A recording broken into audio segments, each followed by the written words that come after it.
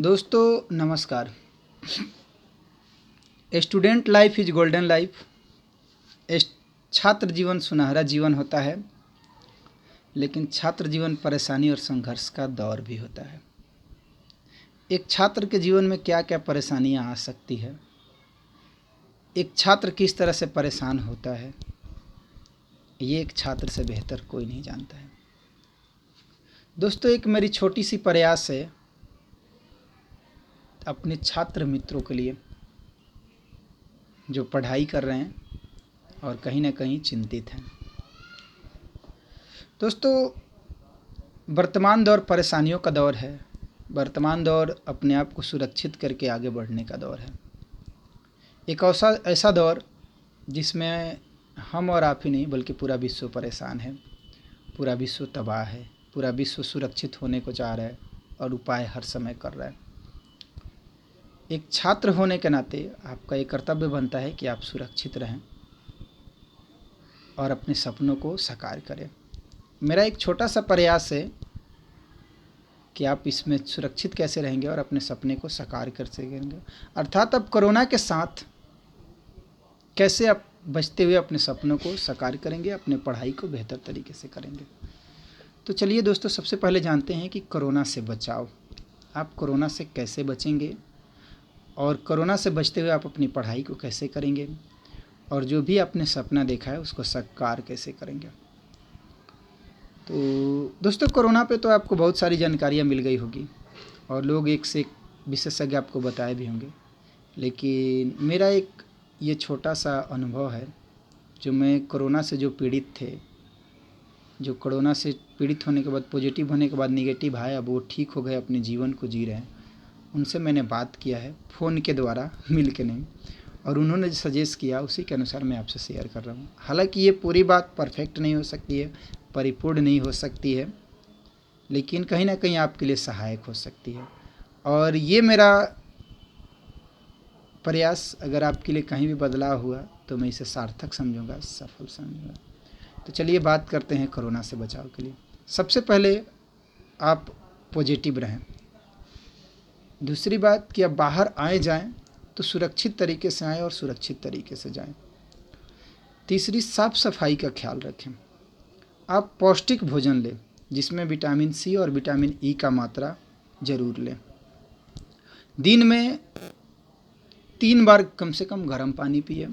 अगर संभव हो तो एक बार 1 गिलास गर्म पानी में नींबू डाल के पिए, काफ़ी ही फायदेमंद रहेगा। अगर आपके गले और नाक में खरारा है, गले में खराश है, तो गर्म पानी में हल्दी और काला नमक डाल के गरारा करें और उसका भाप ले आप, बहुत ही फायदेमंद होगा। रात में सोने से पहले 1 गिलास दूध में हल्दी डाल के पिए, पर्याप्त नींद ले, एक्सरसाइज करें और बिल्कुल पॉजिटिव होते हुए चले। आप कोरोना से बचिएगा, मेरा दावा है, मेरा विश्वास है। अब चलिए मैं बताता हूँ कि कोरोना से बचते हुए आप पढ़ाई कैसे करेंगे। दोस्तों, आप नॉर्मली पढ़ाई करें जैसे आप करते थे। हालांकि आपके क्लासेज नहीं है, आपके कोचिंग्स नहीं है, यह आपके लिए परेशानी है, लेकिन कोई बात नहीं। 2 तरह होता है पढ़ाई। जब भी आप पढ़ते हैं तो 2 तरह के होता है, एक थ्योरिकल और एक प्रैक्टिकल। थ्योरिकल ये होता है जिसे आप अपने से भी पढ़ सकते हैं। जैसे आप अगर मान लीजिए कि 10वीं के छात्र हैं तो आपको इतिहास भी पढ़ना पड़ेगा, भूगोल भी पढ़ना पड़ेगा, नागरिक शास्त्र भी पढ़ना पड़ेगा, फिजिक्स, केमिस्ट्री और बायोलॉजी भी पढ़ना पड़ेगा। दोस्तों, बायोलॉजी, फिजिक्स और केमिस्ट्री ये साइंस का विषय हो जाता है, इसमें आपको हेल्प की ज़रूरत पड़ती है। लेकिन इतिहास, भूगोल, नागरिक शास्त्र और हिंदी साहित्य में आपको कहीं भी, मुझे लगता है कि किसी की सहारे की जरूरत नहीं पड़ती, आप सेल्फ भी पढ़ सकते हैं। और आज के बदलते परिवेश में, टेक्निकल दौर में, ये भी परेशानी आपके लिए कोई बड़ी बात नहीं है। तो सबसे पहले आप माध्यम चूज करिए कि आप किस माध्यम से पढ़ाई करना चाहेंगे। आप ऑनलाइन पढ़ाई करना चाहेंगे कि ऑफलाइन पढ़ाई करना चाहेंगे। अगर आप ऑफलाइन पढ़ाई करना चाहेंगे तो सबसे पहले कहीं ना कहीं किसी न किसी के पास आप गए होंगे मार्गदर्शन के लिए, पढ़ने के लिए। आप कहीं ना कहीं कोचिंग्स लिए होंगे, कहीं ना कहीं आप किसी से गाइड लिए होंगे। तो उनके संपर्क में रहिए। और दूसरी बात, जो थ्योरिकल पार्ट है उसे आप करते जाए, उसे आप पढ़ते जाइए।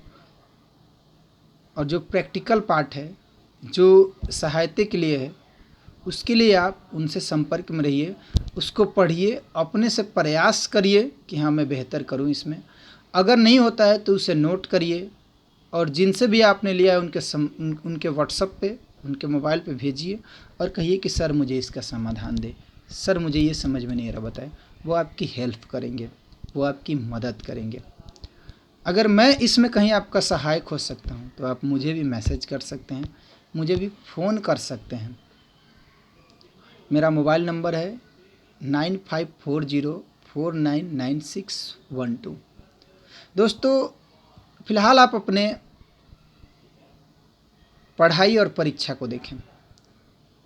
अगर आप 10वीं में हैं तो आप अपने बोर्ड की परीक्षा को ध्यान में रखते हुए पढ़ाई करें, उसके लिए जो जो आवश्यक चीज़ है उस पर ध्यान दें। अगर आप 12वीं के छात्र हैं तो उसके लिए जो जो ज़रूरी चीज़ें होती है और जो चीज़ आपके लिए आवश्यक है उस पर ध्यान दीजिए, और ज़्यादा से ज़्यादा सेल्फ स्टडी करिए। जहाँ आपको दिक्कत महसूस होता है वहाँ संपर्क करिए अपने गुरुजनों से, अपने मित्रों से, और संपर्क करके समस्या का समाधान पाइए। अगर आप किसी प्रतियोगी परीक्षा के छात्र हैं तो शायद आपके लिए थोड़ा सा डिफ़िकल्ट होगा, शायद आपके लिए थोड़ा कठिन है, लेकिन फिर भी घबराने की ज़रूरत नहीं है। आज के समय में तमाम ऐसे लोग हैं जो आपके हेल्प के लिए, आपके मदद के लिए बैठे हैं। आप उनसे मदद लें, उनसे गाइड लें। ज़्यादा से ज़्यादा आप अपनी परीक्षा के नेचर को समझें, उसके ट्रेंड को समझें, और तब उस पर कंटेंट विकसित करें, उस पर तब जाके अपना अप्रोच दें। होता क्या है कि कंपटीशन वाले छात्रों के लिए एक बात कह दूं कि वो हमेशा अप्रोच और कंटेंट को देखते हैं, लेकिन नहीं, साथ ही साथ ट्रेंड और नेचर को भी देखें।